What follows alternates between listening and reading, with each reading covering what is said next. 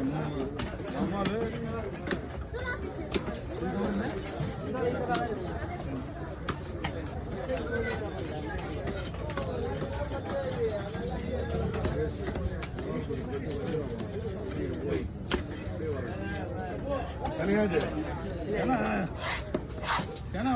மீன் சாப்பிட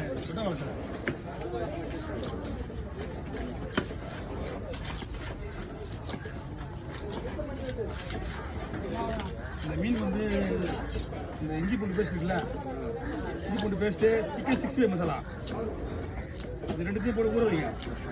அப்போ போட்டோம்னா மீன் நல்லாயிருக்கும். சிக்கன் சாதாரணமாக போட்டோம்னா அந்த அளவுக்கு எதிர்பார்க்குற மாதிரி இருக்காது. சிக்கன் 65 மசாலா போட்டு 1 மணி நேரம் ஊற வச்சுன்னு வச்சிங்களா, டேஸ்ட்டாக இருக்கும். அந்த ஸ்மெல்லுக்கும்